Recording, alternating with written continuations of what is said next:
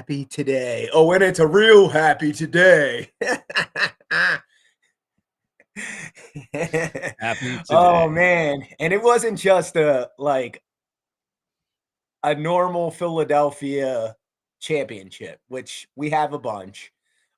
This was the dream of I said this to my family. I said this on Twitter a couple of days ago.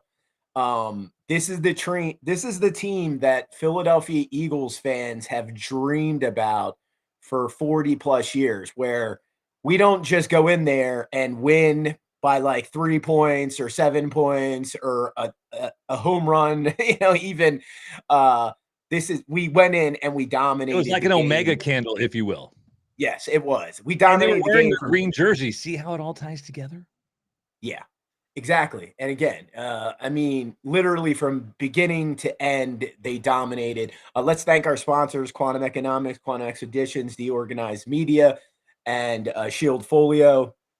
Don't forget, we've got there should be another couple slides coming up. The Shield Folio discount code. You can scan that QR code and get that little bit of extra off. And basically, it's just a seed phrase book that keeps your seed phrases secret, and no one else, if they actually get the book, can read it unless they have the correct UV light.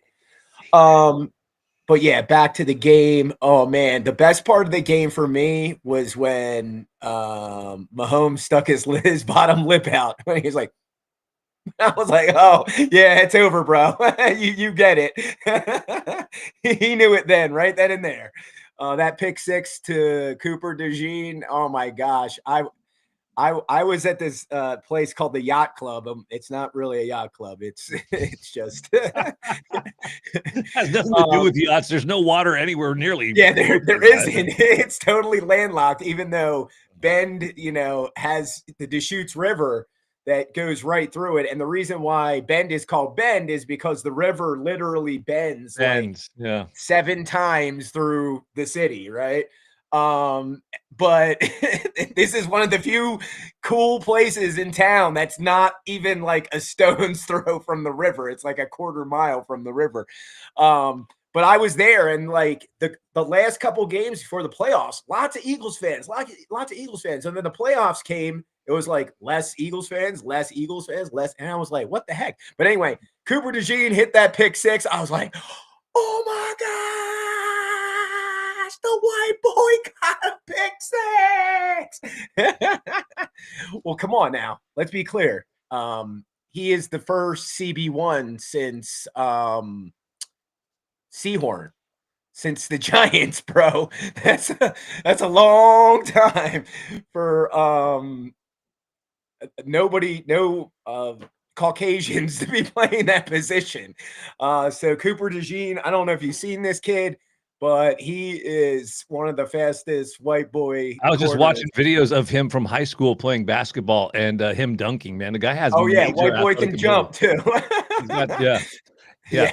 Now, just curious, is he launching a coin soon? Because I'm sure everybody's probably launching a meme coin now, so I'm sure he's probably. Since the president of Argentina just launched one, supposedly. That is a story right there that just kind of it took me by surprise when I saw it come across my radar, and then I'm like, oh goodness gracious, please don't let this be true. And then you find out a little bit more in the details of who's involved and some of the activity behind it. So you can't really. I think that Malay might have not had all the information when he agreed to do all of this. And thank you, Nick, for pulling this up. Because I think he might have got the Libra from Facebook confused with this Libra, conflated the two. He might have been drinking a Chupa Libra. Yeah. The Chupa Libra. He might have been having one of those. And then he got attacked by Chupa Libre. Chupa Libre. Comes in a can. The malt liquor beverage, very popular in South America. Again, I saw some of the videos last night of people who lost their whole life savings. I get it if you lived in Argentina and you got rug pulled. That makes kind of sense to me. If you're an American following the Twitter feed of Malay for crypto trading like signals, put down your crack pipe. Put down your Chupa Libre. And like literally, like, what are you smoking, dude? Like, I literally told a guy just 2 weeks ago, do not put 250K. I think we might have even talked about it. I think it was on the show that you had just missed. I was like, do not do this. Do not put $250,000 in the XRP. And he put it in when it was like 350. And where is it at right now? So he's down exactly I like don't I know. said he would be. I haven't So looked at the if I markets tell this you not morning. to put a I $250,000 just woke into up, but I just XRP, cleaned the why cat would you box and put a made some quarter of a coffee. And million into this Libre? any celebrity meme coin is just Yes, again, garbage. we've discussed It's this just as a stupid. team Why? for like 7 months. Do not invest in any celebrity coins, whether they're the president of our country, the president of Argentina, the president of Australia, or that's a prime minister, sorry. But anyway, the point being is I don't care if it's Jerry Garcia reincarnated, Jesus himself reincarnated. They already have Do Jesus not, coin. yeah, there already is multiple Jesus coins. Do Yeah. not invest in those. The new one is Demon Coin. Don't invest in that one. I just saw that one. Yeah, kid you not. I saw this guy like, oh, I invested all this money in it. Yeah, well, watch your money go pew, because that's what's going to happen. The I only have thing. this Go I have ahead. this theory that the meme coin market, we're going to see this just continue to explode, especially on chains like Solana with the new administration coming in, regulations and everything with the SEC. And to me, we've kind of gone over this. It's different verticals. That there's Bitcoin, then there's probably some altcoins with utility, and then there's meme coins. And I look at it like scratch off lottery tickets for folks who are disadvantaged, low income folks, right? Those are the folks who really go and they buy and they spend a lot of their money on trying to get rich quick, right? They will buy scratch off lottery tickets, and I just saw a whole story on CBS News about this. They did a whole documentary about this, and I think that the meme coin phenomenon is very much in that same type of mindset. Hey, you know what? I can't afford 100K or whatever it is to get one full Bitcoin, so you know what? I'm going to spend $10 on whatever cum rocket or whatever token you want that's the popular meme coin of the moment, and hope to get rich and hope it pumps. And it's gonna be a losing scenario, and people don't understand because they have this unit bias around Bitcoin. We need to do better and educate why it's important to stack sats and the importance of what I think a lot of us in the community, we say stack sats and some of us get it, but I think a lot of folks outside still don't even know what the hell a sat is. Like, Yeah, what's the sat? What do I do? What am I stacking? A sat? it's yeah, What? 100 millionth of a Right. Bitcoin. And So I don't want to sound like I don't want to sound condescending because there are some people on the app that I think that I've seen over time who are analysts and they're very popular, but they just come across as dicks. Like, you're just yeah, a dick, dude. Like, why do you got to be negative? And like, that's just not how people are going to want to learn. They're not going to want to consume your content if you come across as a dick. they're dicks and or they lie, right? They're scammers. In Well, that even too. in like Yeah. the big news of the weekend is Plan B just Yeah, I came saw out that. and saw and pulled a British Hodl move. We were just talking about British Hodl doing this shit, right? Not even one I episode ago. wasn't telling I wasn't saying anything about anybody. You can draw your own inferences to Oh yeah, whatever you I want. was. Okay. I'm not saying anything about I anybody. was saying that That's why literally you're that. spicy.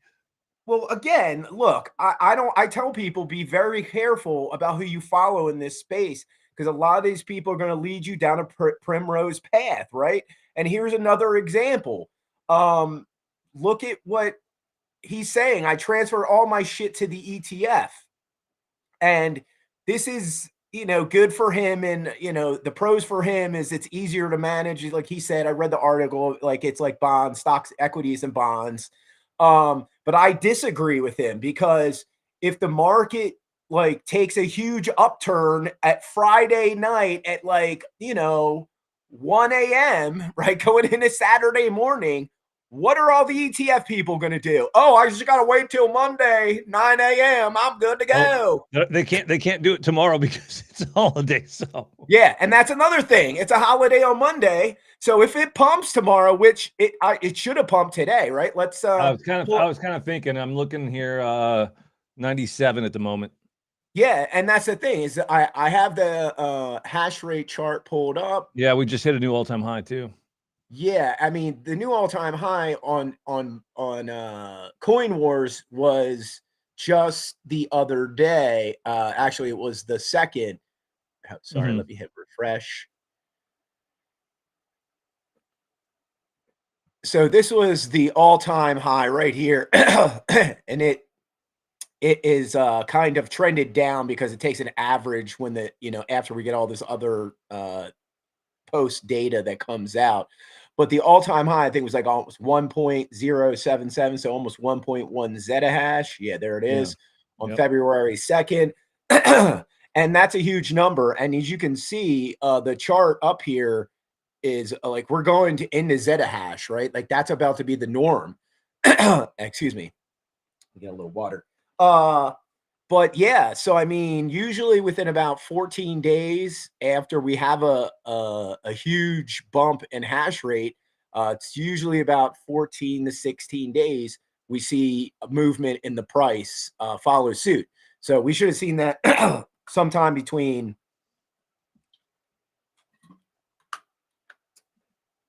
Friday and today, and we're not seeing that. But again, this is why, like I said, this is the downside to putting all of your uh Bitcoin into the ETF position, right? Because you don't I'm control the having hard keys. I'm having with your audio, Gerald. Having issues with your audio. I don't know if Oh, your crap. internet's cutting out or Yep. See, did you start talking crap about people and then they shut your internet down, Gerald, and then you get my account flagged, and then I can't go live on my account Oh, because you bring so much spicy hot takes. Nick's saying it's you. Yeah, look at that. Oh, yeah. Nick's saying it's your internet because he's saying I'm My coming internet's through. fine. Oh, okay. Well, I've that's got what I've he got an just texted. Ethernet connection here, man. I've got an I Ethernet don't know connection. then. I can't. It's out of our hands. All right. He said you're freezing a bit, Well, Maddie. continue then. Sorry. All right, my bad. So again, the energy usage of Bitcoin is still on the rise. We're not seeing like in the last bull run, let me just go back to the chart and pull out let's go to a 3-year. Boom.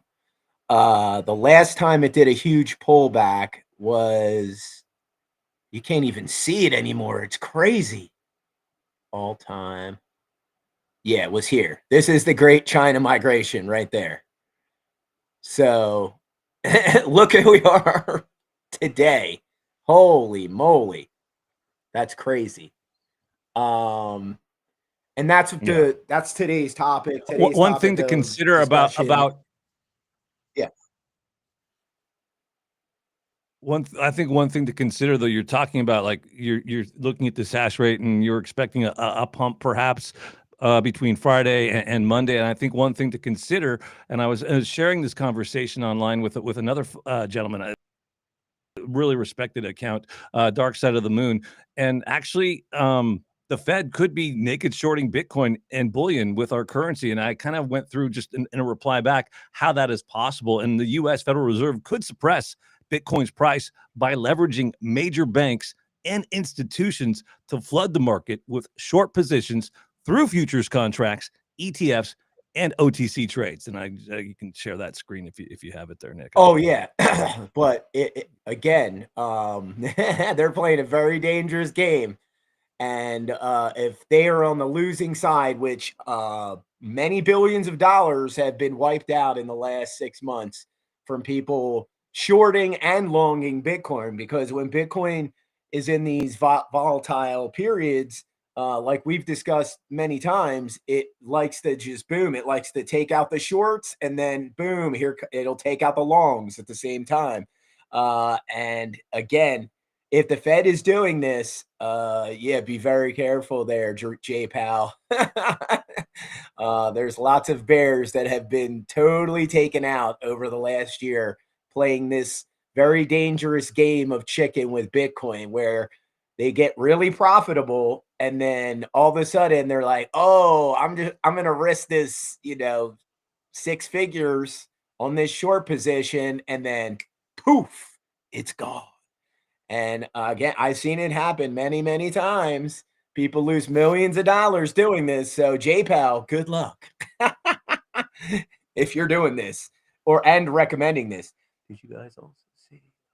Yeah, and then the other big story, obviously, when the world's largest sovereign wealth fund, um, actually comes out and announces, "Hey, guess what? We're buying Bitcoin. We bought Bitcoin." They filed it on their 13B filing or 13F filing. I'm gonna pull it up. Yeah, again, we're going to start to Big see news. more and more of this come to fruition, right? The Bitcoin game theory playing out in real time.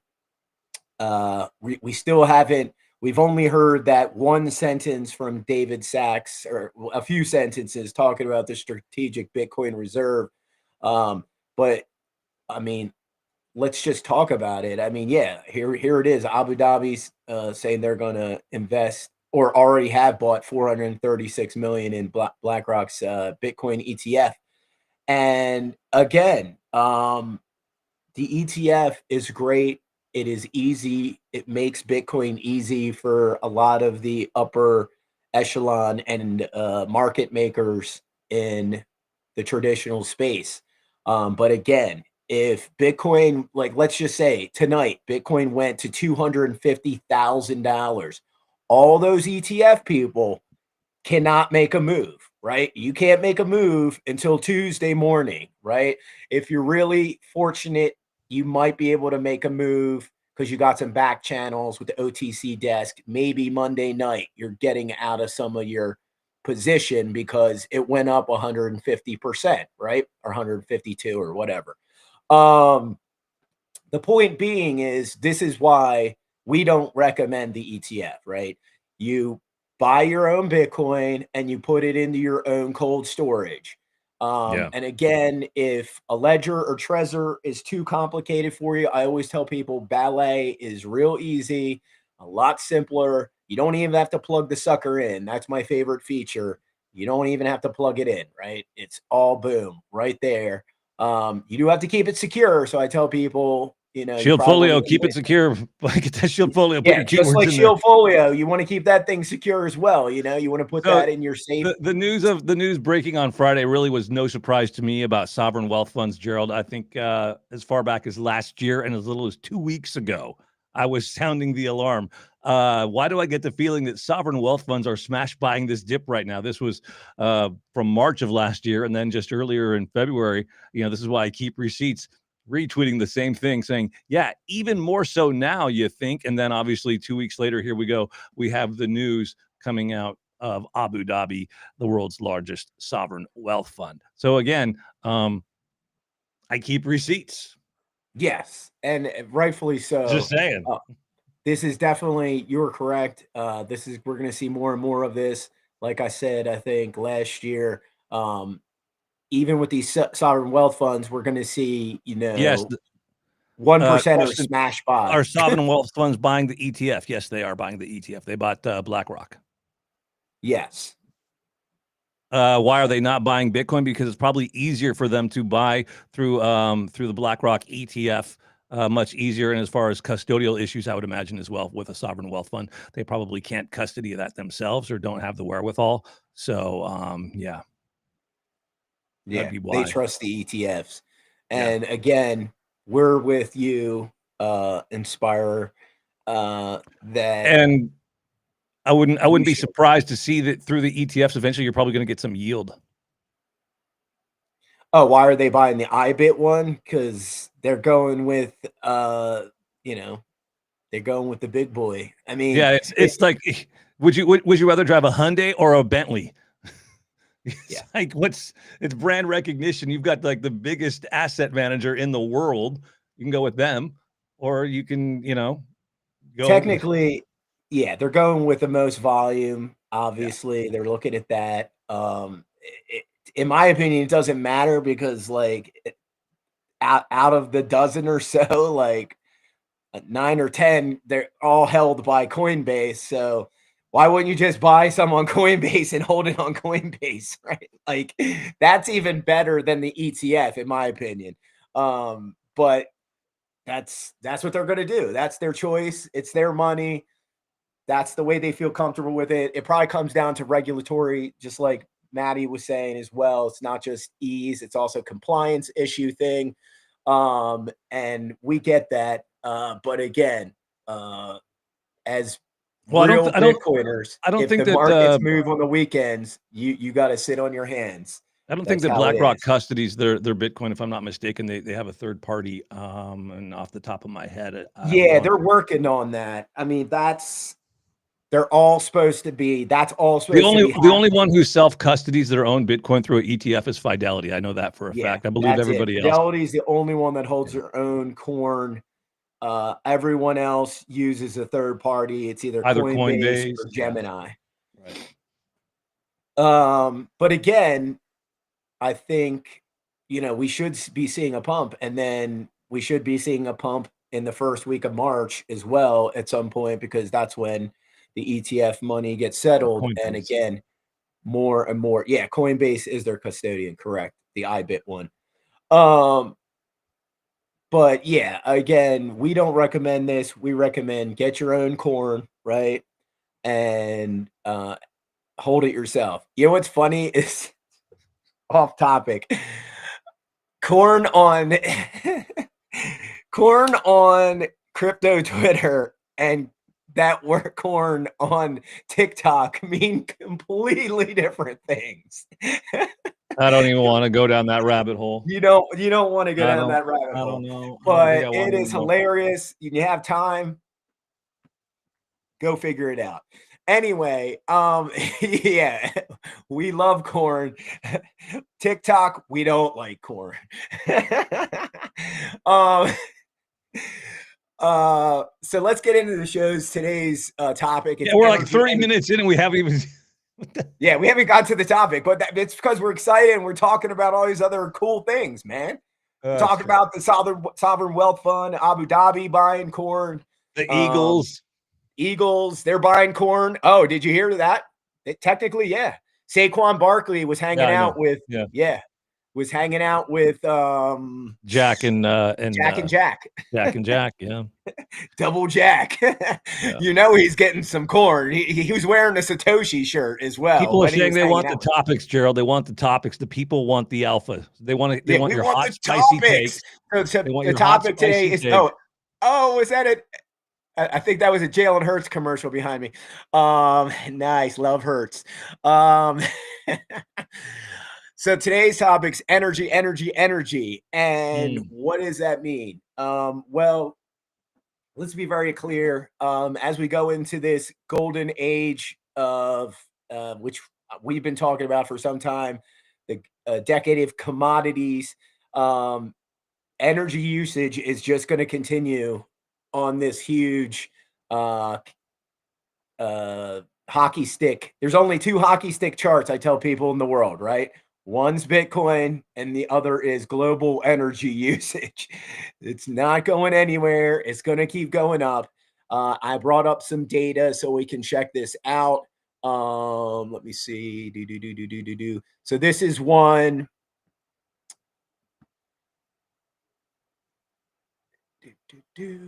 All right. So this is a cool little one. Let me see if I have it. This is literally terawatt hours they just have from 1989 till now. The cool mhm. thing is you can hit benchmark countries and we can just take a look. Let's just take a look at the US.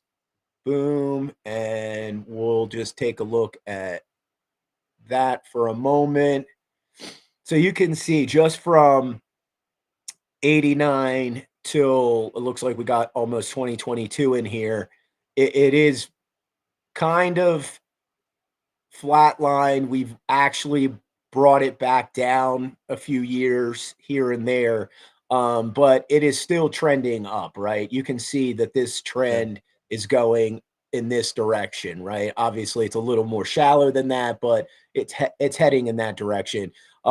If we can What does clear that this. mean, do you think? What does that mean? For me as an investor, for me in the market, what does that mean? So as an investor, it means that you should be looking to energy production companies, right? Across the globe, right? These companies aren't going to go anywhere. Um, Hydroelectric, and we'll take another look at this. And you know what? Let's take a breather, and we'll get back to that table that just for a second.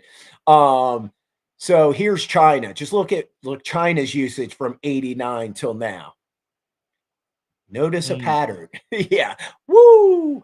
So let's go up to here, and this is why I wanted to table that just for a second, is to show you the global trend from 1990 till now, and a chart will come up here on the right, as you'll see. But this is very fascinating.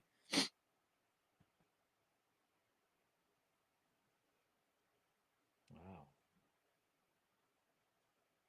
Okay. And I want you to notice that when we Mhm, get into right around, I think it's like the 2010s, China starts to take over. And mhm. you can see our energy usage was actually reducing over the last 10 years. But look who's just doubled. Yeah, did you see that by the end? Wow. Yeah, how much China was up to? They were almost up to what is after a terawatt? Oh my gosh, it's is that a petawatt? It might be. Um, I'm not 100% sure on You know, that one, one but thing that I find really interesting to kind of substantiate your graph there on China, um, out here, where we live, we can see all these trains, these freight trains loaded with coal, and they're headed north to Vancouver, Canada, out to Tawasin, and there's a terminal out there, a coal terminal, where then they take all of that coal and they send it to China. So if you really want a solid fundamental piece of fundamental analysis, just looking at the sheer volume of freight trains that are going north, right, with coal for China shows you that China's production and their energy consumption is still at an all-time high. I mean, I see these trains go by and they have not stopped. The only time they slowed down a little bit was during the pandemic. so since you brought that up, there is a total energy one, and this is a really interesting web page. You can definitely check it out. It's called Enter Data. Um, Total energy, and then very similar to this. Oh wait, come on.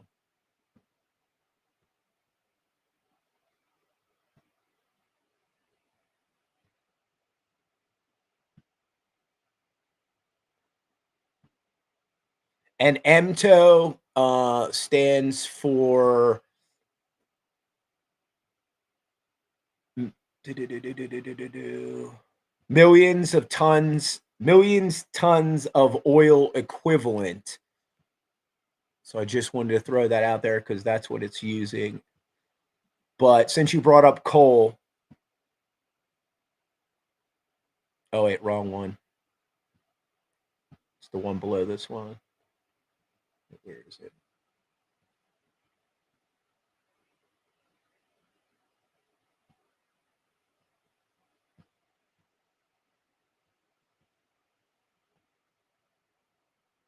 Oh.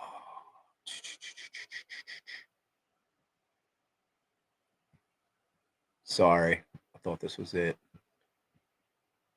Oh, here we go. So coal is the brown, and we're still using 37%. Oil, we're using 39%. Mhm. Electricity is at 13%. So again,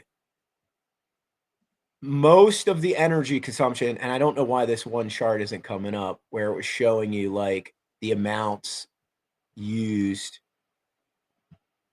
Let me try and refresh it again.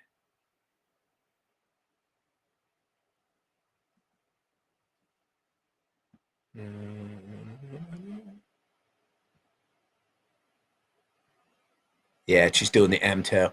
I can't find. I had one that was showing me like the different types of energy that they were using. Do, do, do, do, do, do. I can't find it. Darn it. But the point being is total global energy consumption. Let me switch to this one.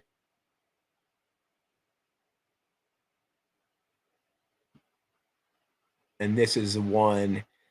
And the total primary energy unit is something that's based off of something basically, if you read under here, it says or index to the year 1920, and that's probably when they initially started to actually track energy usage, because we actually at that point had somewhat of a grid at that point, and people were using it on a daily basis. But the point is this is basically the electrification of the United States from 1920 to 2021, and you can see the same thing is that energy usage is not going anywhere. Right. And if we go back to this chart and we go back to electricity and we go to production, the one thing I really wanted people to see was this right at the end, right? Oh, it's going to jump. Give me a sec. Mm. Yeah. Pause. And that's where we're at right now. China is literally using double the amount of energy that the United States is using. And again, globally, we're all going to keep on this trend because of AI, because of Bitcoin, because of data centers, because people like their smartphones and their tablets and their electric vehicles. And now, even if you don't have an electric vehicle, your new car has tons of electric features, right? It's like a smart car. So, again, global energy consumption is just going to keep on this trend like this because we love technology. Let's be very clear. All these The people that swear. AI is going to continue to gobble up energy. The demand for energy is just going to continue to skyrocket, and I think the advancements when it comes to small modular reactors in the nuclear field, companies, that are leading that forefront. I've done an extensive deep dive on that. Um, those are the ones that I think we're gonna see a lot more of these smaller modular reactors being deployed across the country and around the world. And hopefully Yeah, that will and help to bring down energy costs. And what does that mean for miners as well? Boy, that's a whole other exciting opportunity. I don't know what the cost will be if you wanted to buy a small modular reactor, but they will be available for purchase. That's for sure. oh yeah, definitely. I totally agree. Sorry, I was getting something came up in the chat.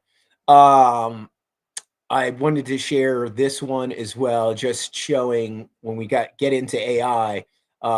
People always want to bring up Bitcoin energy usage, but most people aren't aware AI uses more water and energy than Bitcoin. And here it is right on the screen. AI currently uses more water and energy than Bitcoin, as AI data centers are generally larger and more widespread, contributing to a higher overall energy consumption compared to Bitcoin mining operations.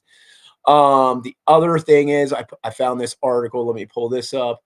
Um, AI may already use more power than Bitcoin, and it should say, and it may threaten Bitcoin mining.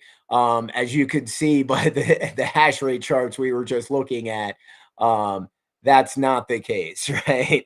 Uh, it's not threatening Bitcoin's mining right now because we're hitting a zettahash, bro. Let's be clear. Um, and I don't think it's going to. Do I think it will compete? Maybe in the short term, but I think Bitcoin is so decentralized, this doesn't matter, right? We have so many miners globally. Most of them in the United States are in Texas, but still tons of miners in Pennsylvania, Ohio, California. They're all over. And if you've seen the Bitcoin strategic reserve map, that orange is starting to spread from coast to coast. It's only a matter of time before one of these governors signs their bill into law and they start Yeah, stacking sats. that's the thing, right? I feel like it's really great to see that map, and it's encouraging. But they're bills right now, and I just remember from Schoolhouse Rock, "I'm just a bill on Capitol Hill," you know? And Yeah, Nick, I'm gonna have to pull correct. that up. I'm gonna pull up the YouTube. I'm gonna find the Go YouTube ahead, pull it up.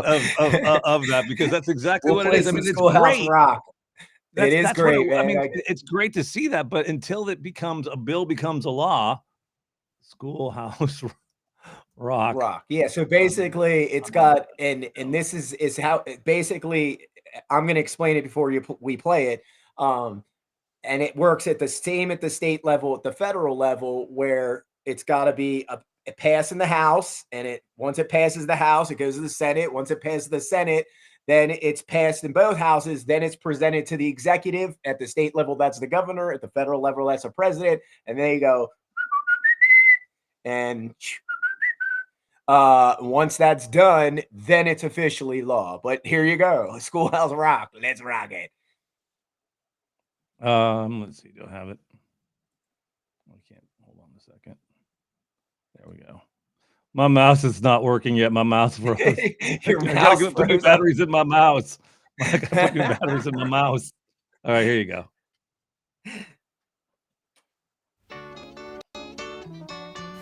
Woo, you sure gotta climb a lot of steps to get to this Capitol building here in Washington. Well, I wonder who that sad little scrap of paper is. I'm just A a bill. bill. Yes, I'm only A a bill. bill. And I'm sitting Here here on Capitol Hill. Well, it's a long, long journey to the capital city. It's a long, long wait while I'm sitting in committee. But I know I'll be a law someday. At least I hope and pray that I will. But today I am still just a bill. Gee, Bill, you certainly have a lot of patience and courage. Well, I got this far. When I started, I wasn't even a bill. I was an idea.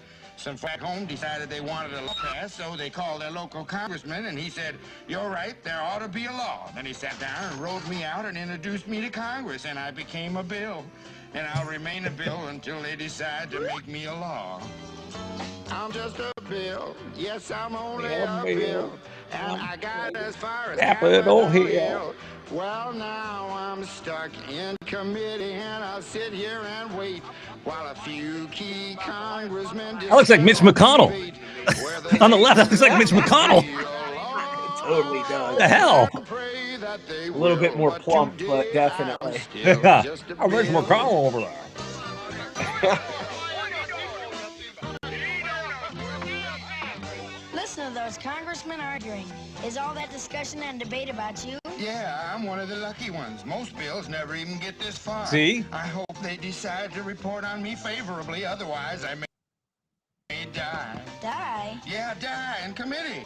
Oh, but it looks like I'm going to live. Now I go to the House of Representatives and they vote on me. If they vote yes, what happens? Then I go to the Senate and the whole thing starts all over again. Oh, no. Oh, yes.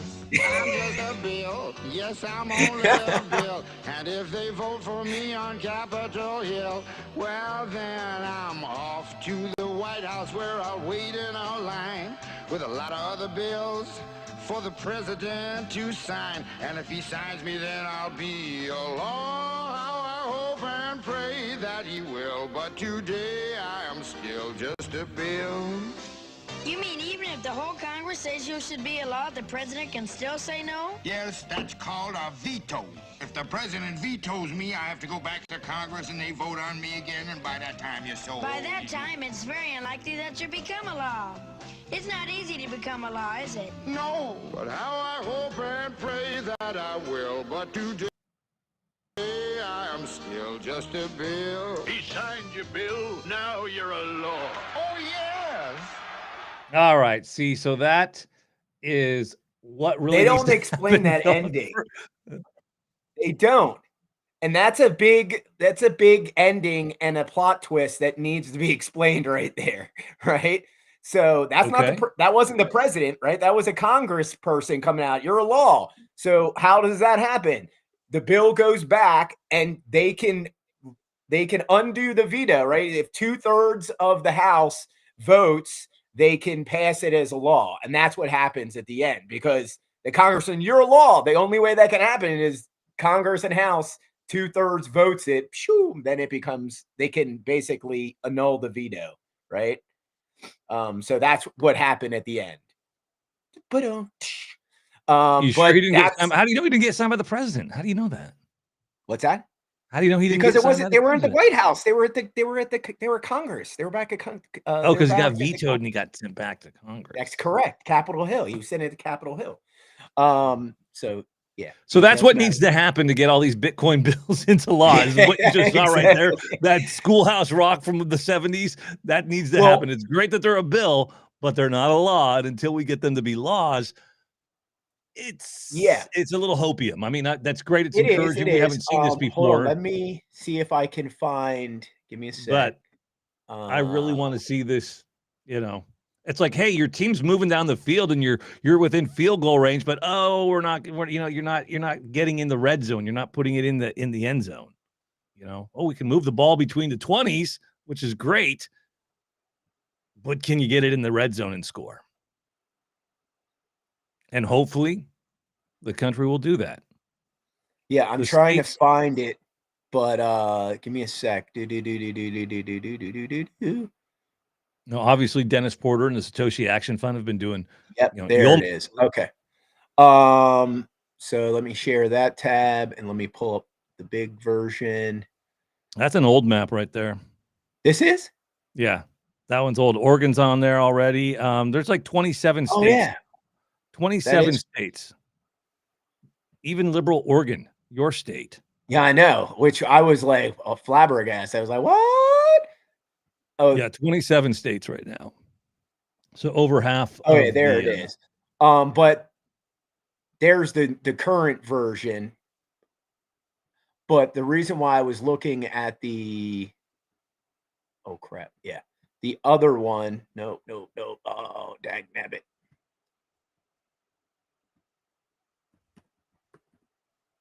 $500 miles of energy? What? We're talking about energy. Why don't you just open one of those cans, Gerald, and you're good to go? Talking about energy.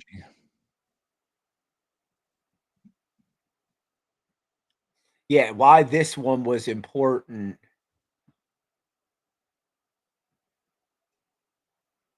is because Utah, I wanted to point out that Utah is literally in its committee. It's the furthest ahead, Yeah, right? it's furthest ahead, right.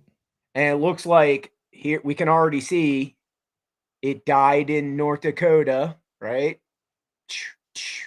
And in Wyoming. Wow, I'm surprised by Wyoming. What happened, Wyoming? You're supposed to be smarter than that. I guess maybe because Wyoming already has all these Bitcoin laws. That kind of makes sense. I think Wyoming's already orange, if I'm not mistaken. They're on the map.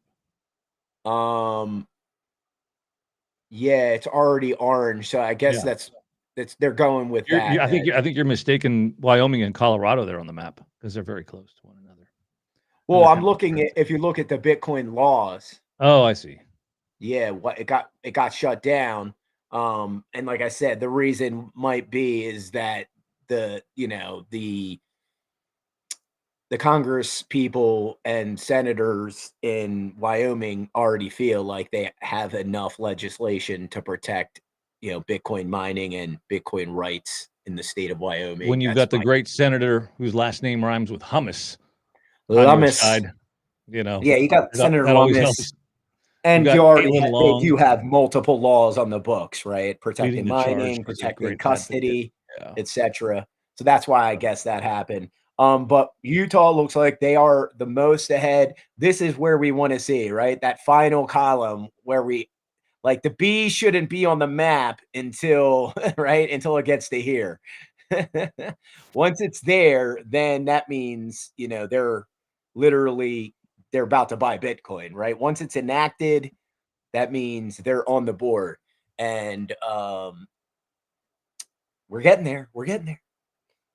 But 27 states, we're more than 50% of the states are are literally on the board, right? So Mhm. the map we were talking about right here, and there's more and more orange by the day. Good job, Dennis. Thank you so much. Because this, we want to be an orange country, right? And that's where we're headed.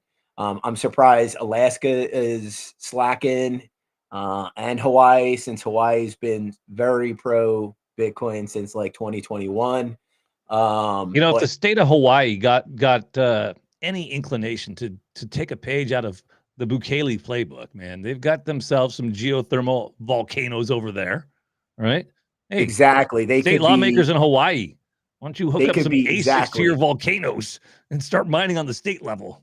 And then to the converse of that, go to Alaska. Alaska's got tons of oil, tons of coal, tons of all these fossil fuels where they waste energy, right? All these production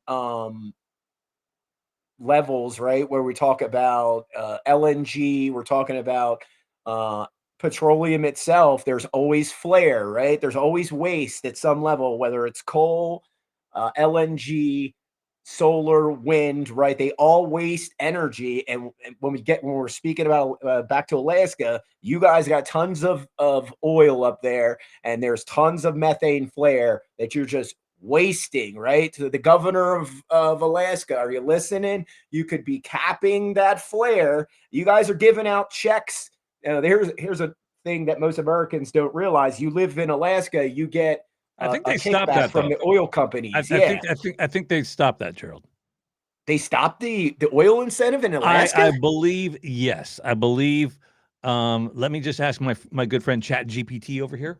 But I have relatives that live in the capital, and I believe that those stipends and those dividends, if they have not been cut, have been drastically and significantly reduced over time. Yeah. Let me just ask Chat GPT, my good friend. I don't see that.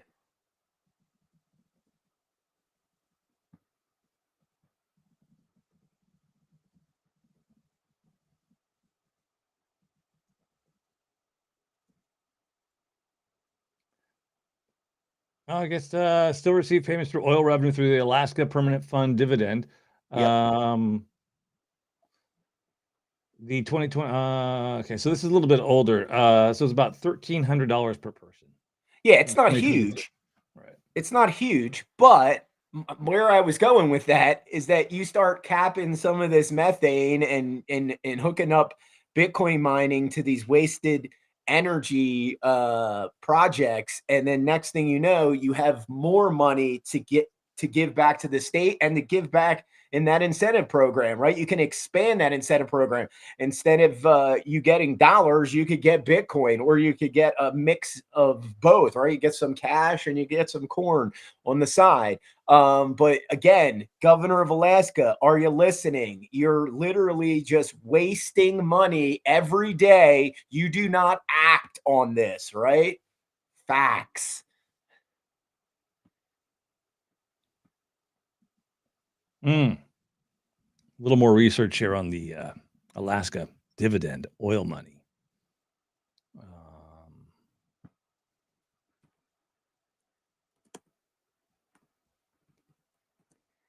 Um, but yeah, so The amount has been going down though dramatically from yeah. 2022 to 2023. Um, and I don't see what it was here in 2024, but anyways.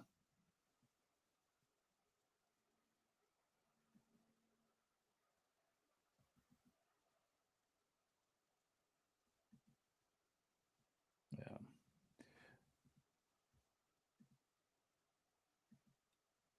And that's the other thing, in the other states where they use wind, right? Wind and solar, Mhm. and like I live in a county uses a lot of solar. There again is tons of opportunity for Bitcoin miners to hook up to these projects. And when you're in those months where the solar panels are still generating tons of energy, but it's early spring, right? So it's 50s and 60s, and most people aren't using their AC, and most people aren't using their heat anymore. It's literally Bitcoin mining season, right? For wind and solar at those points. And again, Bitcoin is the carbon credit, it's the transmission credit, it's the distribution credit. It is anything you need it to be when you need it to be. And all of these states are going to figure it out.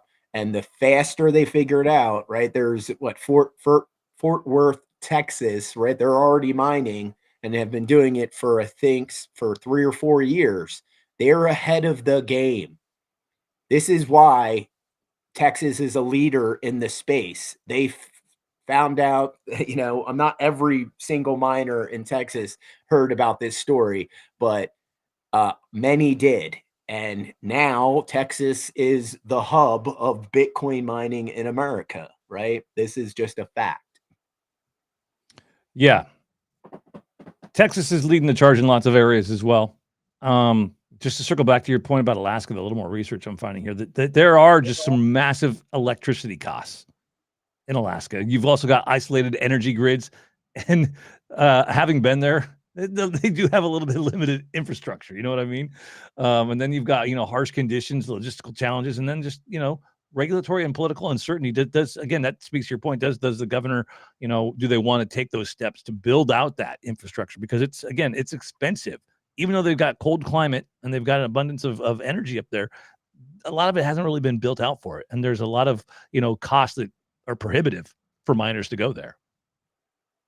No, I totally understand that, but you have so many positives, right? Energy waste, cold temperatures, Yeah, right? but if For but if Bitcoin the mining. dollars don't pencil out, they're not going there, man. If it's cost prohibitive to do it, that's why, if it was cost effective, I think they would be there doing it, don't you? I mean, I just think that it's not even on the radar. oh no, I disagree. I think companies let's just talk about the big mining companies for a second, okay? Let's talk like Hut, Mara, Riot, right? Even CleanSpark. Okay, CleanSpark is a really diverse mining company with sites and operations all over the U.S., but they're not in Alaska, right? None of the mining companies are really active in Alaska. So to me, that tells me that the juice ain't worth the squeeze, man. It just doesn't pencil out for the ROI until we can address some of these issues like limited infrastructure, the harsh conditions, the logistical challenges, the isolated energy grids, and just the high electricity cost in Alaska. Again, that goes back to Oh the yeah. whole topic of energy, right? Again, it's not going anywhere. We're going to see the cost of energy go up before we see Bitcoin bring it down, right? So again, we've discussed this in many episodes.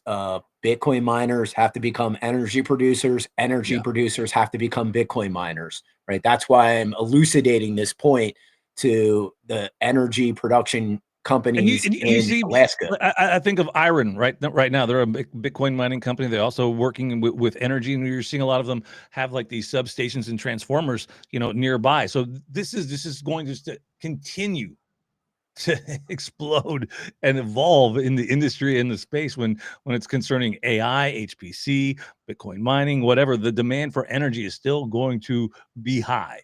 How do we deal with that? How we meet that to bring those costs down so we can still have a effective society that benefits everybody? I think is that tightrope we're all trying to walk, and how do we thread that needle?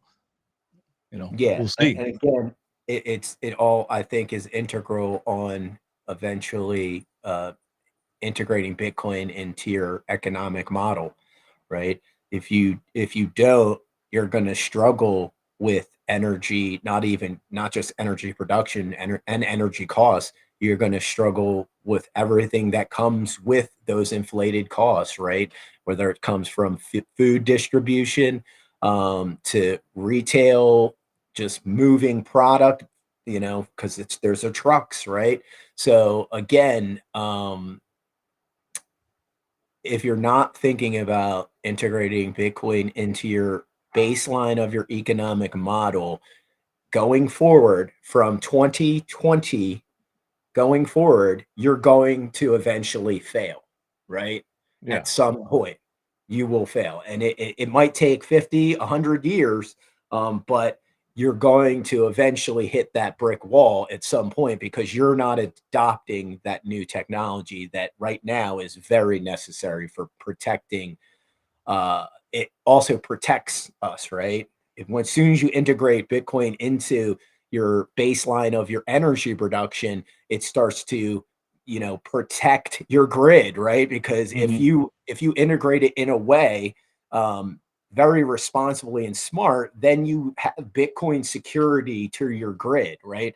And this is why I said AI needs to be on the blockchain, right? Because if AI is on the blockchain, then it can't leave, right? It can't escape and do crazy things, right? If let's just use Bitcoin as an example, if you have to pay just a few sats every time you used Chat GPT, well, then we're at another dilemma, right? Do we allow AI, which already happens, to use cryptocurrencies or not? And I say not, right? Because that is like the fail safe between us and total destruction, in my opinion. That's just my opinion. But as soon as you add Bitcoin, like just the perfect example is Bitcoin into that model of AI, then the AI can't just go willy-nilly and explode all over it. If it can be contained in one node to the next, right? Like let's just use, I don't know if you're familiar with Hollow Chain. Hollow Chain uses total different uh, security protocols, but basically, if it's if a transaction goes from one node to the next, it's literally like almost like your immune system. If the same data doesn't line up, it will reject that, right? And this is why AI needs to be on the blockchain. It can be done the same way, where it has to have the keys. If it doesn't have the keys, it can't get into those systems, right? This is when, when people fear that it could launch all our nuclear missiles. No, it can't do that because you have to have the keys. You don't have the keys, you can't launch, right? It's the same thing. If the AI doesn't have the keys to get access to that data or that information, it's never going to get into that system. So this is why blockchain technology becomes very important. It protects our energy, it protects us against AI threats. It has so many different, very nuanced layers that most Americans have no clue why Bitcoin is important. But there's just a few more important ones. So I want to shift subjects because we're getting close on time here. Something that happened just over the weekend, and I think that just in light of everything that's going on, and in light of the news of the world's largest sovereign wealth fund coming into the game, the talk of strategic Bitcoin reserves from the state level to a national level, I think that just kind of get your take on this, where we saw the country of India seized 190 million in BitConnect in Bitcoin from BitConnect, right? The crypto fraud, Wait, right? I say that again. I The was country of reading. India seized 190 million in BitConnect crypto fraud, right? So they seized who's that guy? Carlos, was it Carlos? Carlos Mata. BitConnect. Yeah, I think it was Carlos him, right? Mata. Yeah.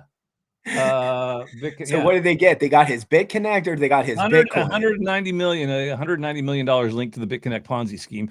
Action follows the collapse of BitConnect in 2018, defrauded investors. So my question, that as soon as I read this, as soon as I see this, my first thought is, oh, great. So they're going to take that and allocate that into their own strategic Bitcoin reserve in India. That would be smart, but that's That not, would they're be, not. That would be logical and dude. smart. So Trump that's not what they're and going to do. President Modi just had a big powwow just this past week. You don't think that the topic of maybe Bitcoin might have been brought up? I don't know. India It sees is, but 190 million. he's old school, Oh, man. crypto cash and luxury cars as well. Okay, I'm seeing more luxury cars. Yeah, Wow. he's old school. He likes tactile money, man. Even though I know they've gone a lot of digital, they've replaced bills over the last so many years. To me, it just seems like, again, on the heels of the Abu Dhabi news and just strategic Bitcoin reserves being talked about all over. I honestly believe that Russia and China have been doing this already. They've been stockpiling this. A lot of people already higher up are saying this as well. Smarter yeah, minds than me. I don't think India is, but I've been saying No, for I don't think years. they are. No, I Yeah, don't think I've been India is saying yet. for But I years think that this Russia's could very well be again one of those things like, oh, gee, they just seized these assets. Do you think they're going to turn that and put that into a strategic Bitcoin reserve if there's any Bitcoin? I mean, I would love that. That would be great. I don't know. It just popped up here the last When 5 did hours. they just got that money? I'm just seeing the news here being posted over the last 5 hours. So it'd be interesting to see what they do with that. No easier way than to create your own sovereign wealth fund or your own strategic Bitcoin reserve than seizing somebody else's money. Oh, you did that illegally. We'll take that. Thank you. Now it's ours. Thank you for And that. now we're going to put this into I our hope own they do. strategic wealth fund. Yeah, there it is. BitConnect. Indian authorities confiscated 190 million. Yeah. So that was just today. Yeah, I know. I just found like, wow. So does India, what do they do with those assets that they've seized? Especially again, I crypto is a big word and it's a dirty word sometimes, but obviously they have digital assets now. What are they going to do with them? Are they going to pull a Germany and paper hand this thing? Or are they going to be smart and be like, we're going to buy some Bitcoin? I mean, the trend for the Western countries and a few Eastern countries, it has been fumble, right? Fumble.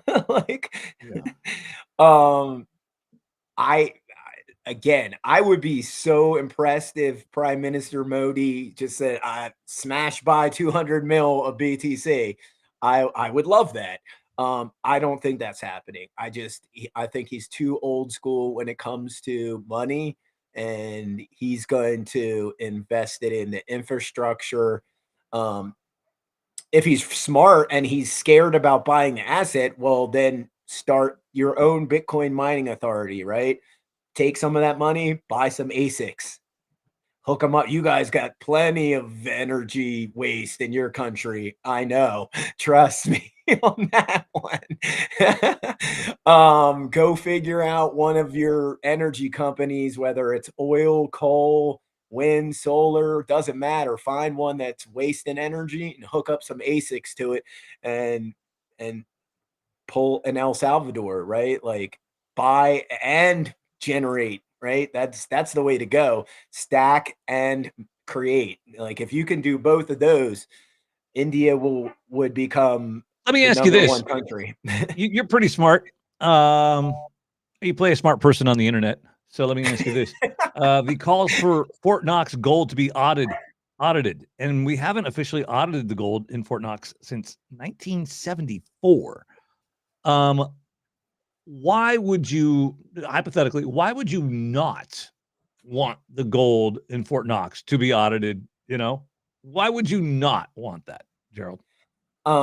So why you not want that is because you don't have what you say you have.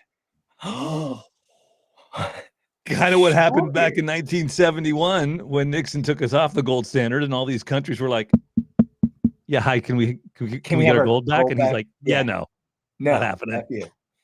And I know since then we have, I think we've given. Hi, buddy. I think we've given. Oh yeah. Is your dog's name Broccoli? No, Blue. Want some meme coin off your dog now? Yeah.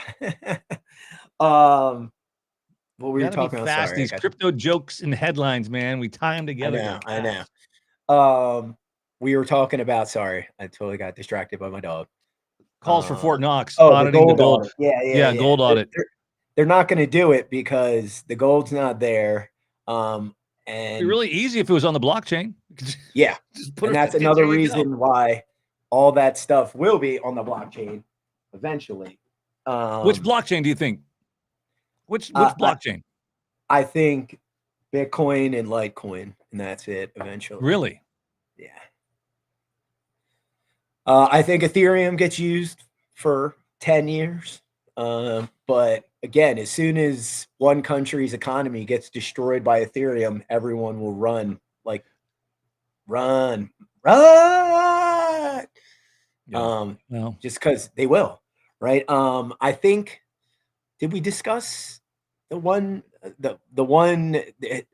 so I had two real world scenarios. Yeah, it was popping off last night. I went up 10% yesterday, I think, to the Inspirer. Um, but yeah, I mean, so the two examples, the two real world examples were the one was right. So I had 1,000 of these tokens on the Binance chain, which is Ethereum virtual machine. Um, and literally, I think it was called Alpaca Finance. mhm. And it was like Yeah. maybe like 50 to 75 bucks worth of these tokens. I opened up my wallet and looked in there and it was like 300 or 400 bucks. And I was like, oh, okay, well, now it's actually some money. I'll try and get that money back. And when I went in there, I processed, it said, get your rewards tokens first. I was like, okay, did that, sign the contract, do. And then it's like, get your governance token. So I tried to process that transaction. That went through. And I waited. I pulled up the transaction hash ID. I went over. I'm like, there's mine. And go get to the far right in tokens, 0. I was like, Mm. great. So my position got erased, right? Because basically I forgot one step. I literally had to go connect my wallet to this new contract because they changed the rules of the old contract. Yeah, exactly. It's just bullshit. Dude, But why do you mess around with that stuff, man? Why don't you just buy Bitcoin and buy spot and just hodl it? Why? It's again, easier and it's safer. you ain't got to convince me, dude. I've been slowly matriculating away from Ethereum for over a year now. Dude, I mean, like, I've got friends who work on Ethereum and on Base and whatnot, and what Coinbase has done is I feel like they've kind of extracted all the value out of Ethereum. That's just me. I'm not a dev. I don't build on. I know folks who do, and they use Base, and God bless them. But I think you're really seeing a lot of the sector pivot away from Ethereum, and a lot of this being implemented and developed on Solana. And maybe even Sui. I think a lot of this is really going to explode, especially in 2025. I mean, Solana's already had a great run, but I mean, they've had one of the best Q4s in the last year and in the history of crypto. You look at just the stablecoin adoption; they've had mammoth increase in stablecoin as well. Then we're talking DePIN and RWA, and then to our point about the gold and auditing the gold and putting it on the blockchain, projects like Ondo, again, tokenizing real world assets. Ondo just had this massive event in New York City. Franklin Templeton was there. You had BlackRock there. You had all the big players, Morgan Stanley. I mean, so when we're talking about, again, tokenizing real world assets, and if you want to have transparency with how much gold is actually there in Fort Knox, chains like Ondo on Solana, or maybe even Hedera Hashgraph, HBAR might be better served to do that, or even Sui, for example. Yeah, and again, agreed with you. There are other chains that can be utilized. Back to the examples. The other example was this guy bought a Bored Ape Yacht Club. He got it for a good price, and then was trying to sell it, and he accepted a 0 bid offer, and he didn't know what that means. So he literally processed the transaction. He probably even paid the gas fees, like literally. That's how big of a noob this person was. But yeah, so he basically got a Bored Ape Yacht Club, put it up for sale, and then it gave it away to somebody, right? So these are things that happen. And then I came up with an example, right? My example was, okay, you take 50 wrapped Bitcoin and you put them into one of these DeFi protocols, and exactly what happened to me happens to you with 50 wrapped Bitcoin. Oh yeah, you just lost all your money because, oh, this smart contract broke. Oops. Now let's ramp it up to like France, right? France has been using Ethereum for bonds and stuff. Let's say they put all their bonds on Ethereum and then that happens. It breaks. and then their whole bond market goes like that. Oopsies. Yeah. So this is why I wouldn't build on Ethereum. That's just me. I would build on a proof of work system like Bitcoin or Litecoin because it's immutable, right? If my position was written on an immutable block, right, it would still say 1,000 coins, and the transaction may have failed, but I would have to just go do it again, and then, oh, there it is, right? But since it's with Ethereum and Ethereum's not immutable, they can change the rules. They can change the rules in the background anytime they want on that smart contract. And if you don't follow the instructions to the T, poof, it's gone. Yeah. Oops. Oh, your lighting just got better. What did you do? I know. You do How like weird magic. was that? I just went like that and the lighting got better. Wow. Fantastic. Magic. How can you do that to the markets? Yeah. Fiat shows that changing the rules works fine. Yeah. So basically, what is Ethereum showing us? Ethereum is showing us exactly what Nick is saying, is that fiat does the same thing. They can change the rules, right? With the interest rates, they can print more money. They can do all these little tricks behind the scenes that hurts us. It doesn't hurt the banksters, right? But the same things apply. They can change the rules. They can move the end posts and mess with the supply, right? You can't do that with Bitcoin. You cannot do that with Litecoin. That's why I prefer proof of work. That's why the show is called Proof of Work, right? Because it cannot be messed with, right? Ethereum can be messed with. It's the best answer to when people say, well, what backs Bitcoin? Proof of work. Electricity. The proof of work that it takes to do that, right?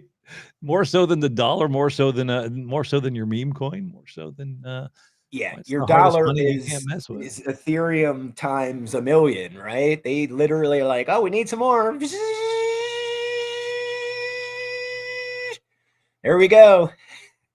Yeah. It's literally like those little guns of money. Shoot some more money around. You can't do that with Bitcoin.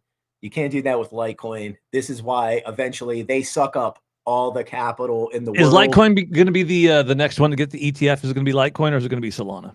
I think that's the news because that's the only thing that's in positive territory on the week. I think is Litecoin. Everything else has been down. That's what the news keeps saying. So I'm going to say yes. I mean, you're talking up almost 17% in the last week. Yeah. And I think, again, a lot of that is off the is it a buy the rumor, sell the news type of thing? I don't know. I probably is. It also, I think, is a little of that. But if we pull up Litecoin's, give me a second to pull up Litecoin's hash rate chart.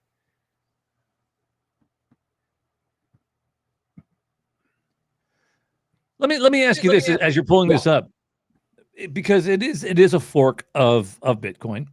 It is. Same proof of work mechanism.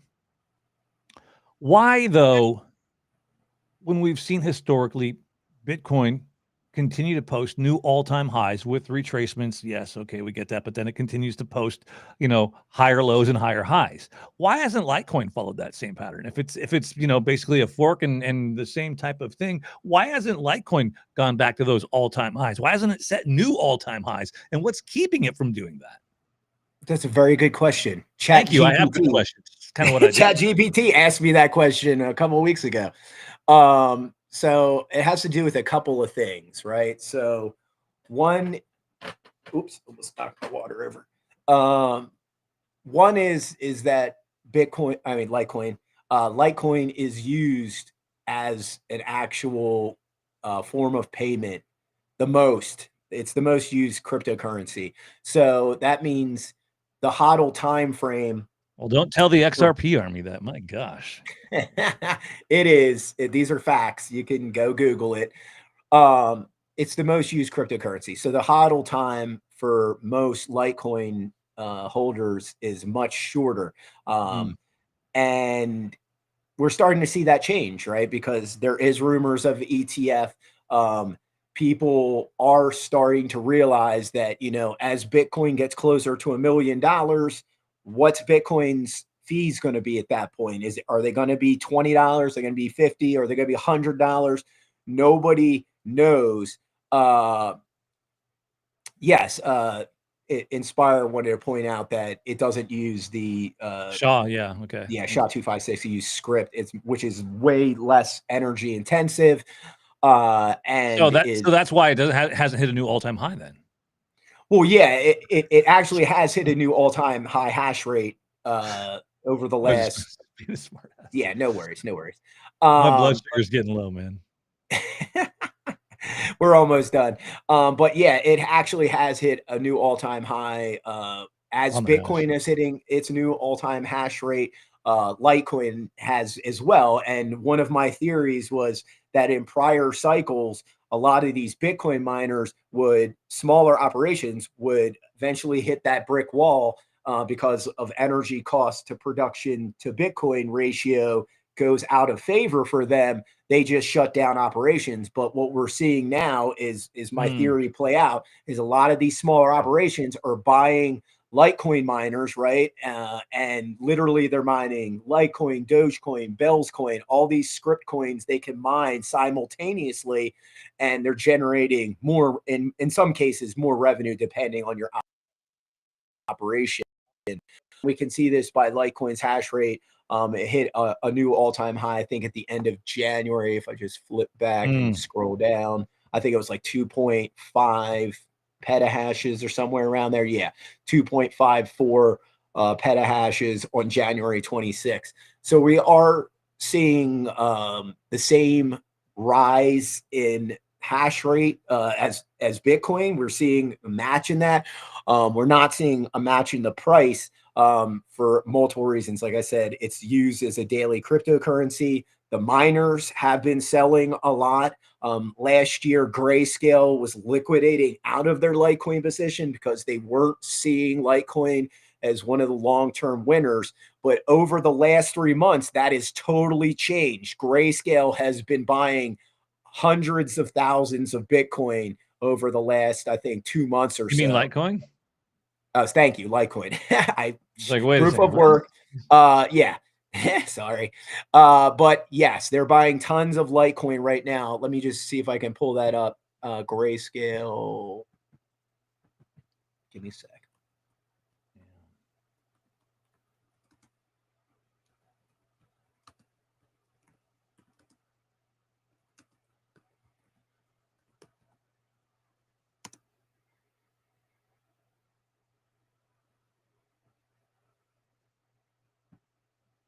I think I'm going to start mining Bitcoin Cash.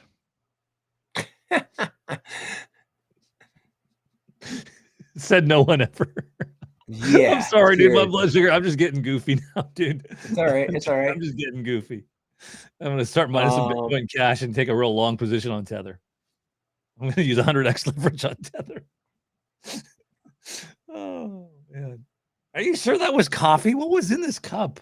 My gosh, that was herbal tea. Well, maybe it was something else. So yeah, this article is from September, but this was back in September. They just had added 10,000 BTC to their portfolio. Here, I'll share that article. Okay. And then I'll pull up another tab. Let's see. Oh. Okay, well.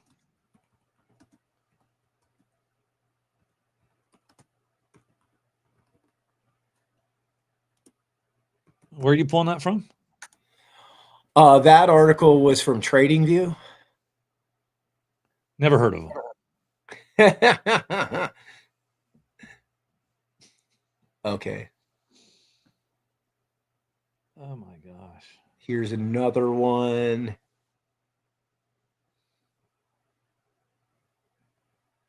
And this one.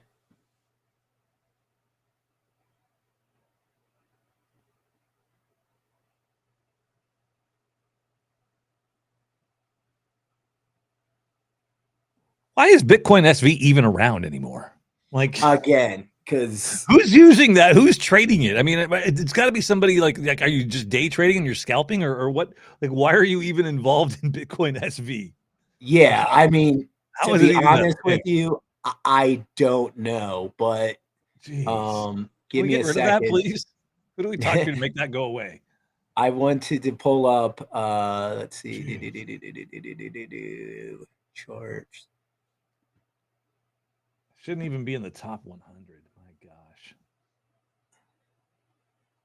So here is now I can't find BSV, but I've got BCH Yeah. and Let me share this. Okay. Well, So I'm here, bullish on American crypto. I'm sorry, I'm bullish on American crypto. Just gonna say here that. is the hash rate chart of Bitcoin Cash, and it has gone up just in the last few years. But as you can clearly see, like the highest was when it this is probably the day it hit Coinbase. I kid you not, right? And then right there was Yeah. the next day. um, but yeah, I don't even see a use case for it. I don't know why anybody would want to buy it. I've Unless heard you're just lots of scary things over unless you're just lots of trading. orphan blocks. Let me see if I can find any of those articles on orphan I just blocks. don't see like why. Anyways, I don't know. Maybe I need another cup of tea.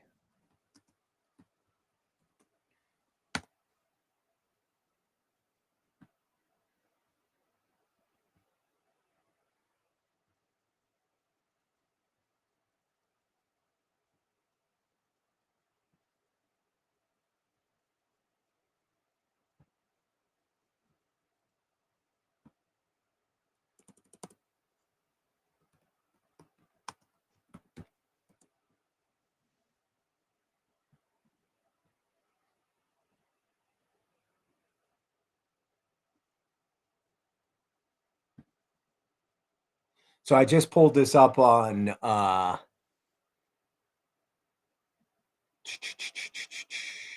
just make sure we're looking at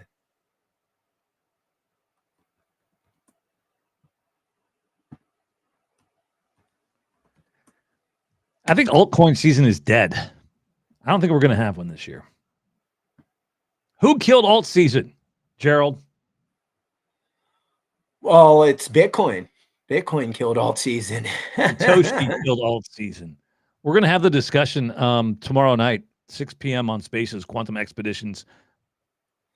But yeah, Bitcoin killed the alt season for now, until the Bitcoin dominance drops. Let me just pull up that and we'll wrap it up. Because since you brought up Bitcoin dominance, or technically why altcoins aren't doing well, let's take a look at BTC.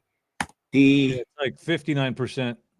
Yeah, Ethereum at that's what I 10 was gonna and say. It's others probably at close to 30. 60%. Yeah. And the fear and Yeah. greed index, though, is actually pretty, actually low for that, I would think. But yeah, there it is. Let me see. But yeah, it's at right about 60%. It's trending down, but you have to realize the ETF, a lot of the money, that's the good thing about the ETF is a lot of money sits there and it's parked there, and they can't sell out of their position until it's open markets, Wall Street hours.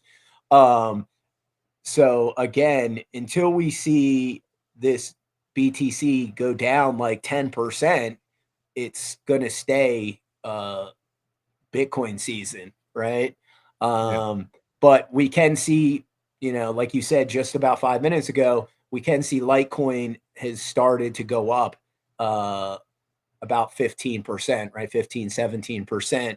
And usually Bitcoin or Dogecoin leads in indicating the alt season. A lot of people always say it's Ethereum. That's not usually the case. It's usually Dogecoin or Litecoin spikes or some rando altcoin, like Trump coin or another one out there. Usually you have like a dozen or so of them type pop off. And I think one of the other reasons why altcoin season's so delayed is because the football season, a lot of the gambling money stayed in the markets, in the sports betting markets, because That's Philadelphia interesting is perspective. yeah, is still there. But what I told, and I just said this the other day to Nick, is on one of my other devices, I have TikTok on there. I don't keep it on any of my important devices. But I've been on TikTok for 6 months. I just do Jesus content on there. But I've been on there for 6 months, and I said, I haven't seen one crypto live stream in 6 months. Last week I saw over 24, and most of them are XRP, but I can't I think it was count. Nick's brother. Jan Yeah, was I doing can't. that. Yeah, Jan was one of them. Inspired has a good comment here, though. He says many argue that meme coins like Doge, Shiba Inu, Pepe, and countless others have significantly impacted or even killed traditional alt seasons by sucking up liquidity. And I would have to agree with that sentiment. Very good. Yeah, correct. Again, and that's why I don't look at any of those. When people are like, "Oh, what do you think about Pepe or this or that?" I'm like, the market cap's already huge. Like, you'd have to just to double the market cap where it is right now, you'd have to put in X amount of money, and then it would maybe do a 2X if you doubled the market cap. I don't see that happening for most of those altcoins. That's why I only have like 4 or 5 alts. They're all Solana alts, and that's because Solana token economics compared to Ethereum token economics is like, it's like insanity versus, oh, this makes sense. But be careful, right? Again, if you are going to be playing around with any of these meme coins or altcoins, these are not life-saving plays, right? You want to take $100,000 and put it in the Bitcoin. If it's red, yeah, buy some Bitcoin.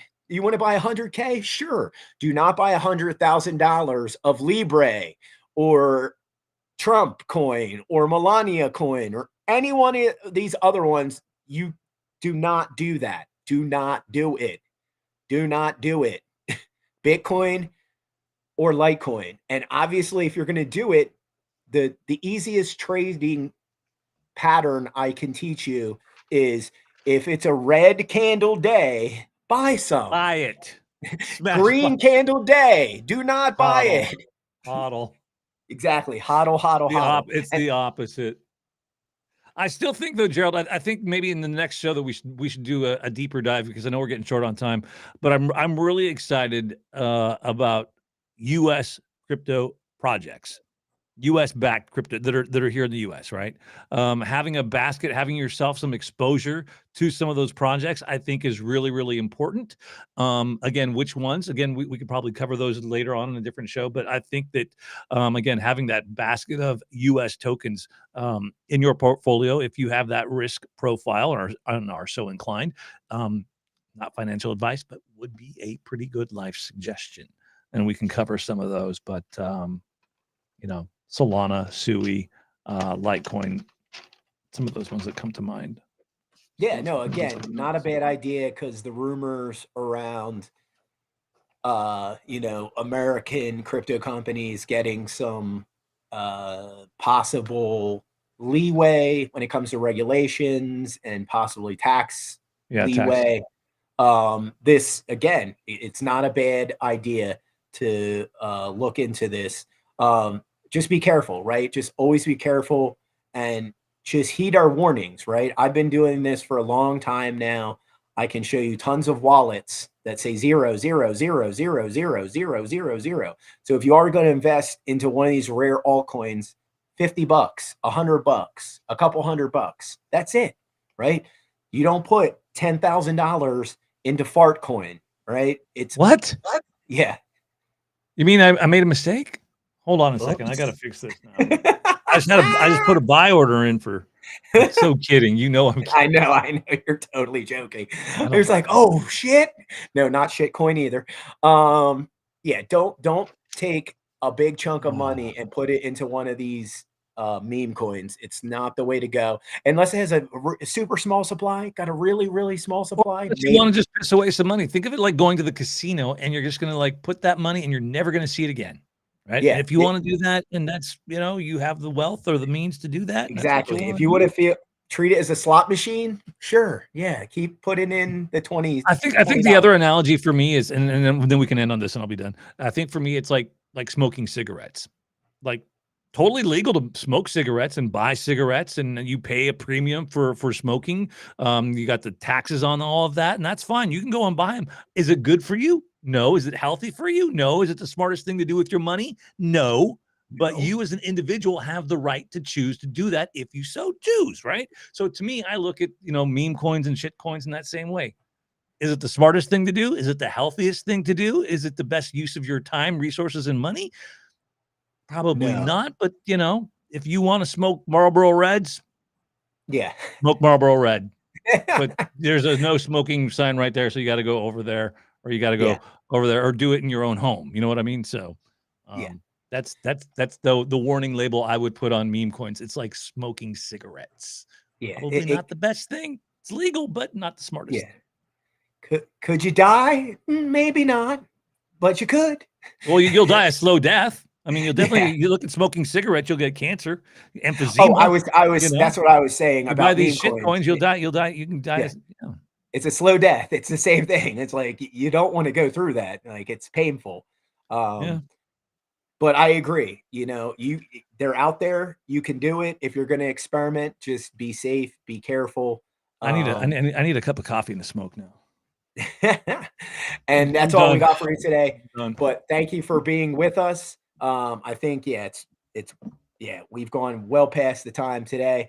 But thank you so much for spending time. Thank you, Nick. Thank you for the team at Bitcoin Live. Thank you for our sponsors at Quantum Economics, Deorganized Media, Quantum Expeditions, and Shield Folio. And again, thanks to Maddie Satz. And just be safe out there. I think we're going to see a pump in the next couple of days. Peace.